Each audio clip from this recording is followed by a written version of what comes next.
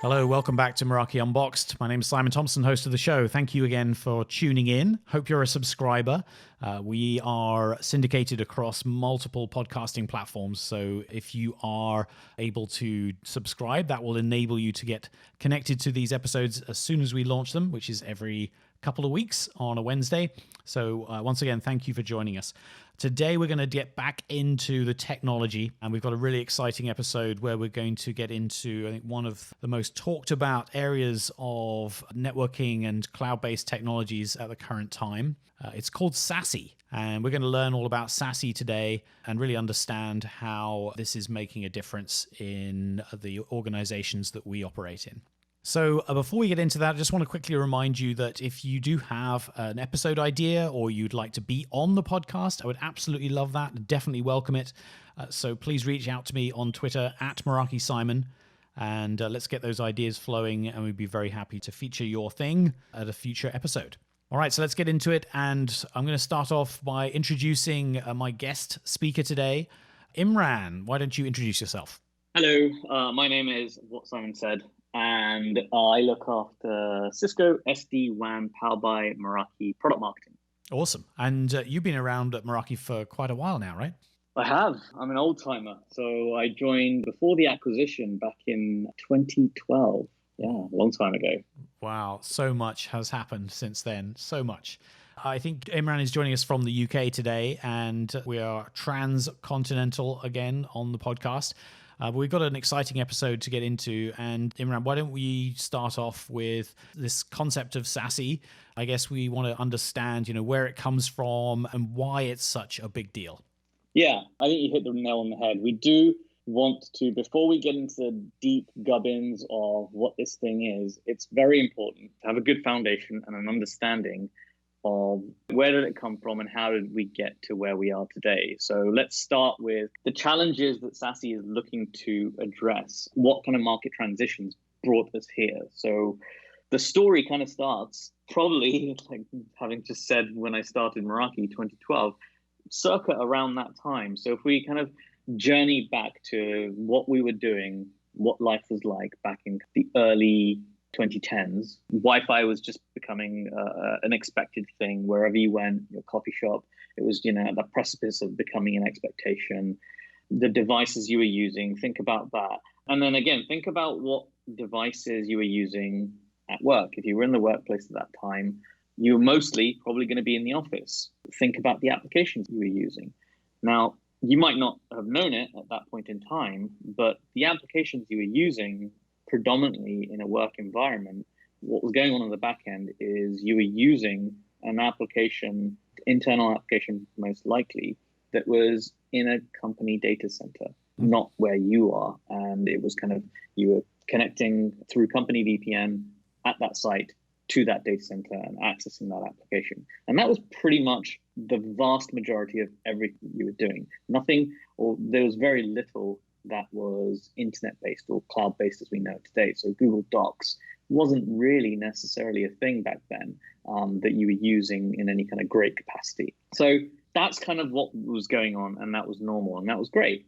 Now, fast forward a few years, what kind of tended to happen, we went through another buzzword at that point in time, which was cloud. What was that? Well, it was the shift to using things like Google Doc, using things like Salesforce, using things like Gmail, all of these things being cloud-based and businesses adopting them for their needs. So fast forward to today, all the applications that you use, firstly, we haven't even talked about the location you use them from, but the applications that you use, they're likely to be SaaS applications. They're likely to be cloud-based enterprise applications. Things like Office 365 has seen a tremendous growth over the past few years. Right. So all of those applications now, again, you might not experience them any differently or think too much about it, but at the back end, they're not housed in a data center that's owned by your company. It's housed in public data centers or by public IaaS providers that are kind of located all over the world. And the key difference being that they're not actually owned by your company, but they're infrastructure as a service. Mm-hmm. So that's one of the changes that's happened. Also, one of the other things which I alluded to is early in the 2010s, if you're kind of an office type worker, it's in the title, you were going to an office, right, to do your job. Now, that same office worker over the years became more and more mobile. If we look at 2020, maybe 5 days a week in the office, slowly that kind of progressed, and you might spend 3-4 days in the office. Kind of that's where we were before this world-changing event happened that threw lighter fluid on this whole process, and we all work from home 24 hours a day, right, 24/7, about a year ago. So the pandemic just kind of ignited and forced our hand at this progression that was going on anyway of employees not necessarily be 100% being in the office and having that flexibility of working from anywhere. Why do we want to talk about that? What's my point of talking about these things? Well, just by virtue of not necessarily being in one specific place that you're accessing your applications from, as well as your applications moving from where they traditionally were, there's a couple of key challenges that has kind of popped up for IT organizations. It's how do we make sure as an IT team and an organization that we've got the same level of security that our users, our employees would have in a highly secure, in terms of networking, office versus if they were at a coffee shop or at home. Right. And then secondly, how do we ensure that they've got good performance to carry out their jobs when they're not at the office? At the office, we've got all kinds of great equipment to help us improve performance. But what about, again, when they're at that coffee shop, when they're at home? How do we make sure that the resources they need to get access to that are now predominantly in multiple cloud environments, they're performing as well as they can? Really, those are the two challenges. How do we make security and quality of experience for users consistent no matter where they are and no matter what device they're using? I mean, it really sounds like quite a headache.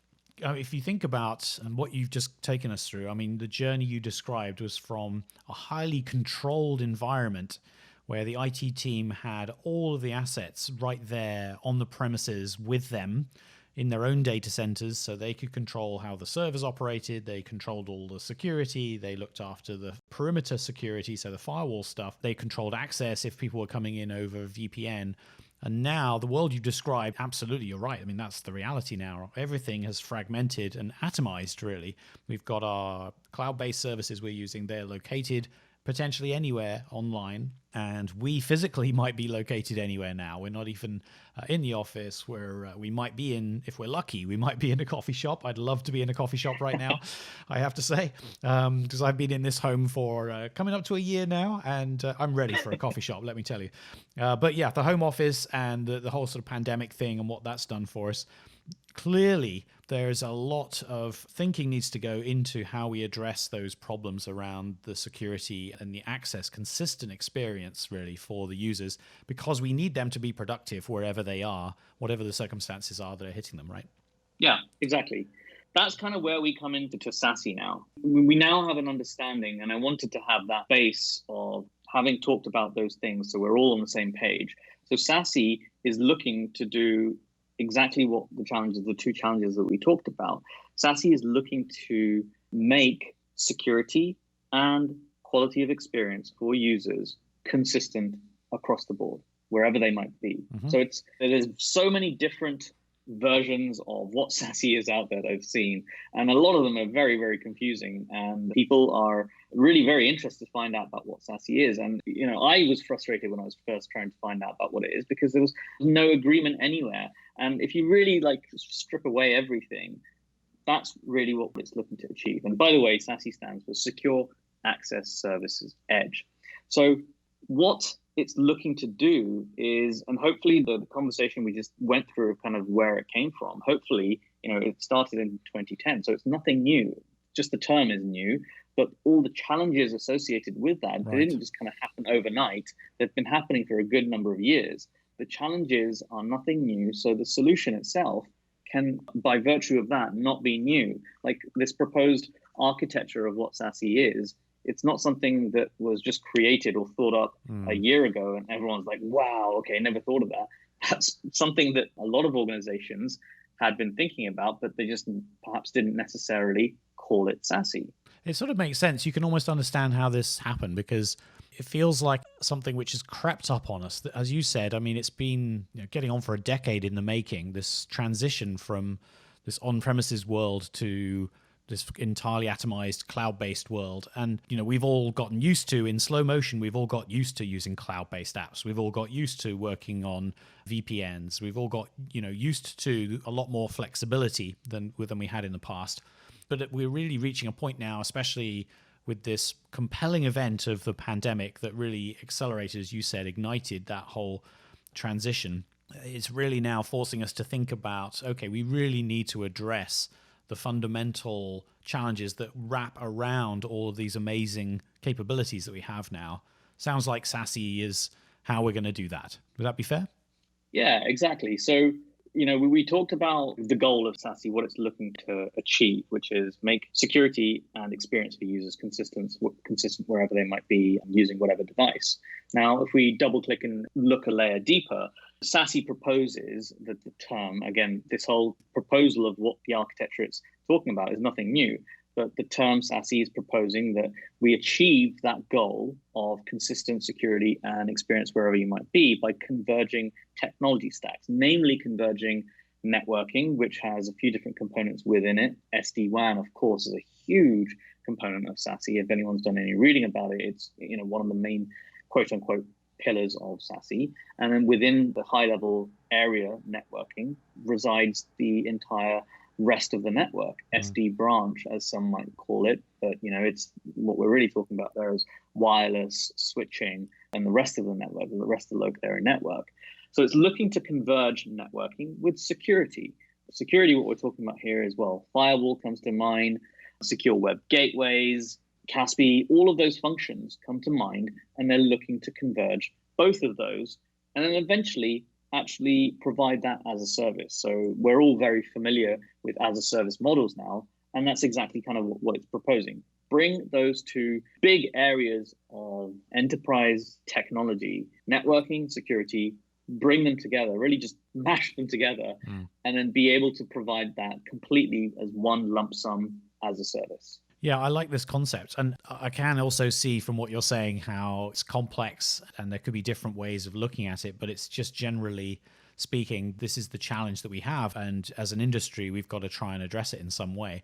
So what you're telling me is like, if I wanted to just go out and buy this thing, how do I do that? I mean, can I even do that today?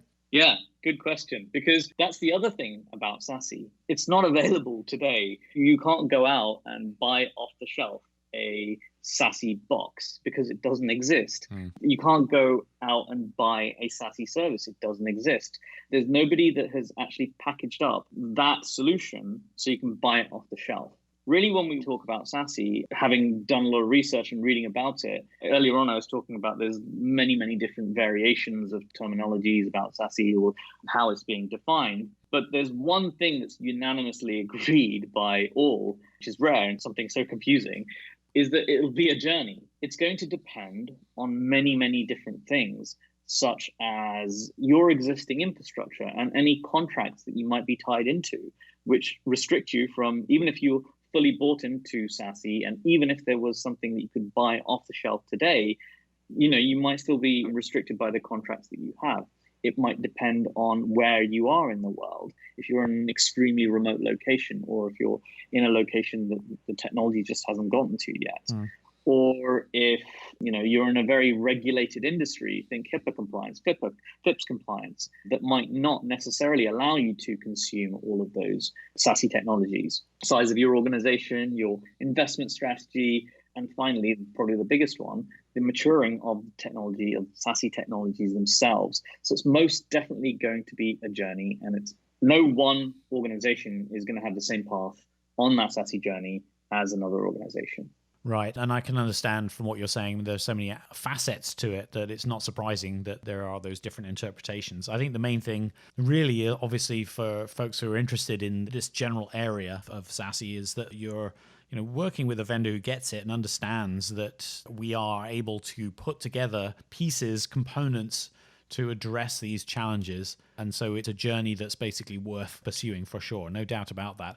And I know from discussions that we've had on this podcast before, and even speaking to you before, Imran, Meraki and Cisco collectively, we already have a lot of these pieces, right? So where do we fit into this? Yeah, I mean, just before we get into the Meraki and Cisco, it's worth kind of talking about high level. We talked about the technology stacks within Sassy and combining them, but how does that look like? What do you need to do outside of any vendor? How can you combine those things together to end up with a solution for this Sassy? So, we talked about SD-WAN, we talked about security. Now, one of the big things is cloud security is coming up pretty significantly. And again, accelerated by the pandemic that we were in, cloud security became very, very important. But it has a lot of the other benefits as well of just generally using the cloud, the scale, the ease of use, etc. So really what the first couple of phases are going to look like is if I'm an SD-WAN vendor, I'm going to be trying to either acquire a cloud security or a security stack company or have to develop my own.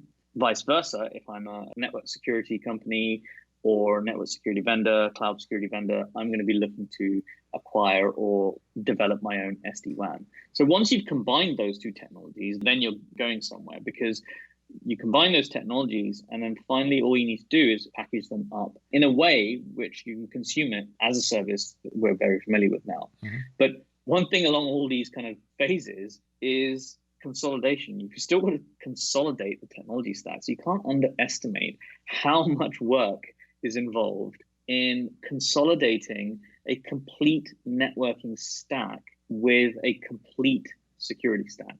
Now, you and I are pretty well versed in this because we've been at Meraki some time and we know the painstaking efforts that we've gone through to be able to essentially do exactly that. We've got a platform that consolidates networking and consolidates network security. And not only that, we've got the rest of the local area network, the rest of the SD branch, as well as introducing IoT now. This consolidation can't be underestimated because that's really going to be where the majority of our customers are already thinking about how do I get all of these things onto one management pane? Yeah, and that's got to be the journey that we want to be on, I think, because we've had so many different technology solutions to different challenges that we've faced, but really trying to look at it holistically and package it as some kind of a service and put a wrap around it. That feels like the holy grail to me. That feels like where we really ultimately want to get to. So what you're saying is that we collectively as Meraki and obviously the broader Cisco, we really have a lot of the elements that we need to be able to move ahead on this journey. Yeah, absolutely. Not a lot of the elements. We have exactly all of the elements. And we're in such a fortunate place. And again, this isn't something that accidentally happened. Again, we talked about this has been going on for a decade. All the investments Cisco's been making in acquisitions, in development, even acquiring Meraki, that was a very purposeful move to solve this challenge that later on, from a timeline perspective, got coined Sassy. So, all these investments in acquisitions that Cisco's been making, Cisco Umbrella is another one of them. We've been planning this for a very long time, just not necessarily thinking about it as Sassy. We've been thinking about it from the perspective of our customers. What are their challenges? What kind of acquisitions can we make that's going to really make a meaningful impact for them? I love my analogies, so this is one I'm going to test out with you today. Here we go. And for some reason, all my analogies either start or are centered around the iPhone or a smartphone and the car. And I need to branch out. For the purpose of this, I'm going to go back to my old trusted iPhone analogy. Before iPhones or smartphones came out, we had cameras, standalone cameras that people loved and started using, and digital cameras were great and very popular. There was also just the general phone, the mobile phone. It had text messaging and you can make a call. And then you also had your laptop if you wanted to use the internet, browse, and any other applications that or programs as they were called back then, wanted to use. If we journey back to a time when those were just separate entities and there was no such thing as a smartphone, when we evaluate the market and say, okay, look, we want to create a smartphone, or I want to buy a smartphone, who should I put my money on that's going to create this thing first? there was certainly, again, some might say, oh, the biggest part of this is the camera, so I'm going to go invest and put my money on the camera manufacturer. Some might say it's the laptop, I have the advantage, I'll put my money on them. Some might say it's the actual phone manufacturer. Some might say it's a phone manufacturer who's acquired or got technology in a separate part of their portfolio for camera. So in this example, we're in an extremely strong position because Cisco has a camera, has a laptop, has the phone, whereas all of our other peers in the industry have either a laptop, either a phone, or either the camera. So we've already got all of those technologies and established technologies, and we're market leaders in all those technologies already under one roof. We've got networking, comprehensive check. We've got security, another comprehensive check. And we have it under one roof. We just need to package it up all together, and we're there pretty much. I like the analogy. I do. It's very reminiscent of when Mr. Jobs stood up and introduced the iPhone. So the words, "Are you getting it? Are you seeing it yet?" They're very much in my mind as you go through that. It does a great analogy, Imran. But thank you.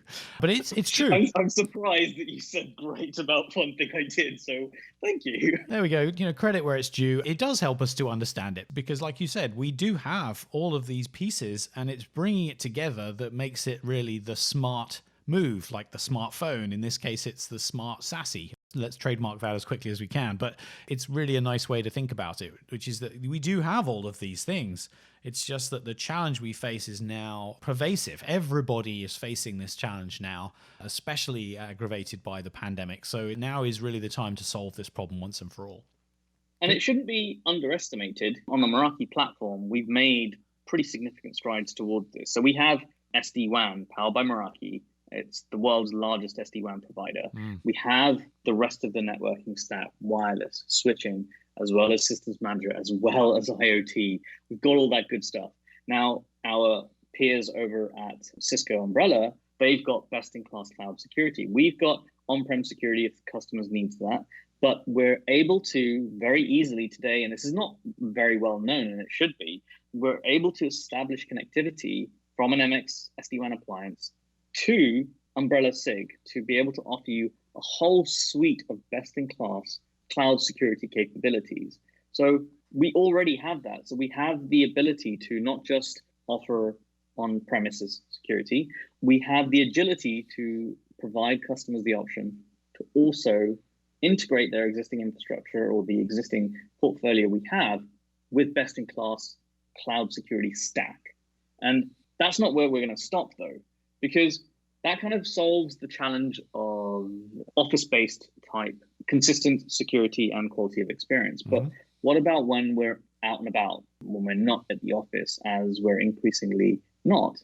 There is development that we're doing, and this is coming up very soon, which really paves a very clear path to being able to achieve consistency anywhere. So whether I'm in a coffee shop in San Francisco, hopefully that'll happen sometime soon again, or if I'm at home in London, or if I'm perhaps our Tokyo branch office, what we'll be able to do is have SD-WAN connectivity to a global network backbone of points of presence, so that wherever I am in the world, I will create an optimized connection, an optimized path, i.e. the least latent path, to a point of presence near me, probably, because that's going to be the least distance away. Most efficient, yeah.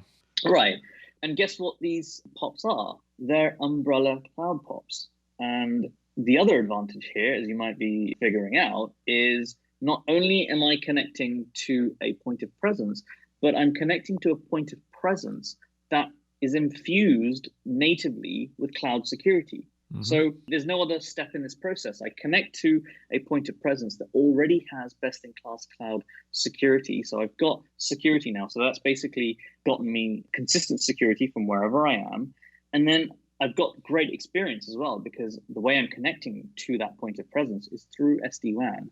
And then I can go ahead and from there, route myself, the traffic, to either the SaaS or IaaS workload, if it's available in that local region, to that local region, or wherever it is.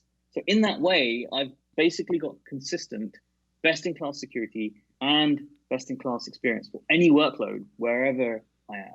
I really like that. That was an excellent description. And I was following that visually in my mind. Like I could see how this starts to come together. And it is actually a pretty compelling story. So thank you for taking us through that. Like you said, we do have elements of this today with the Meraki platform, and certainly with our partners in the rest of Cisco with some of the other amazing technologies that they bring as well to that party. There's a lot going on here. It sounds like it is an evolving journey, as we said. I guess one of the last things that I want to know, well, it is the last thing for today, is, where do we go from here in terms of staying tuned with what's happening at Meraki and, what's going on with our thinking around Sassy generally. So what would you recommend for folks with that? Given that people are so thirsty to know more about it, we want to respond to that. So we in fact have launched a blog series. So if you're interested to read more up about kind of what we're colloquially referring to as the prequel to Sassy, i.e. Most of what we talked about earlier on, what brought us to needing a Sassy solution or needing to find out more about Sassy. It's all those challenges. So you can read up more about that on our blog. I mentioned it is a series, so keep checking back because we're going to be adding more chapters to that series, blog posts that talk deeper into the technology behind Sassy, expand about, as we make those product developments, about the points of presence I was talking about. So that's well worth keeping in mind.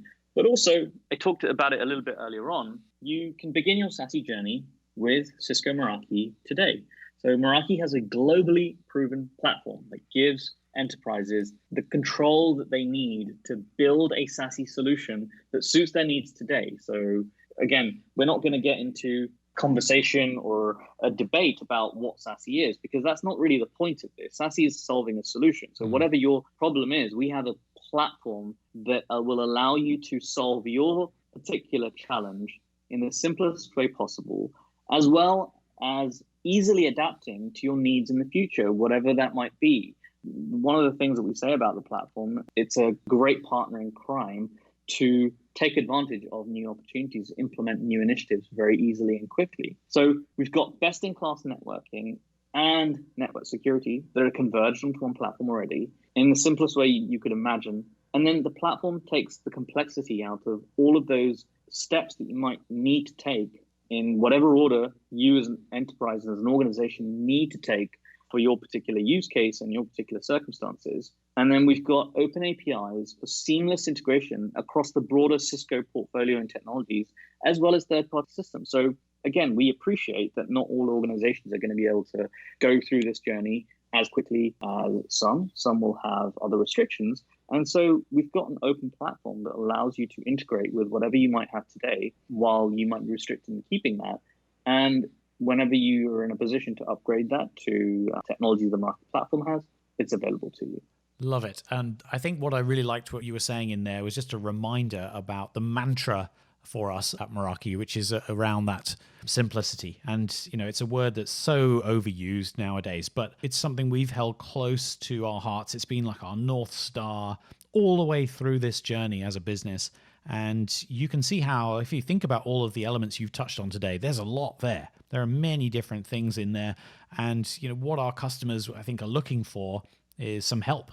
They're looking for an easier way to implement and get away from this point solution hell, which can build up if you're not careful, and really just look at it from a solution perspective. So sounds like Meraki is well placed, as you said, to be able to sort of shift direction quickly, to be able to adapt, to be agile, to be able to address challenges like this, to help our customers, really. Yep. Perfect. Well, I can't think of a better way to end, really. A nice high note there. As we said, please go and check out those blog posts because, as Imran said, this is an unfolding story, and we're going to be telling that story over the coming sort of months and quite possibly years as well. I feel like there's a lot of road in front of us here, and Imran, I'm sure, will be back again on this podcast doing another episode at some point in the future. But for now, Imran, thanks a lot for joining us and taking us through that. Yeah, thanks for having me. I look forward to our next podcast together. So thanks again, everybody, for tuning in. And I hope you found that useful episode. We do really try to demystify this technology as much as possible.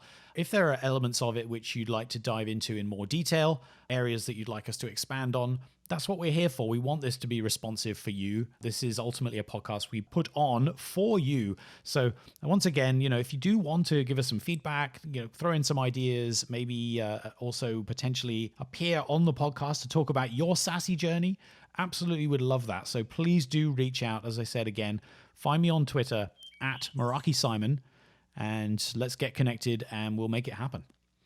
All right, with that, it's time to wrap up another episode of Meraki Unboxed. We'll be back in 2 more weeks, so stay tuned. We will be back with some more interesting content, crossing over the technology and the aspects of our business that we think will be of interest to you. So I hope you can join us for that next time around. Thanks very much. Stay safe, and we'll get back in those coffee shops eventually. Hang in there. All right, bye for now.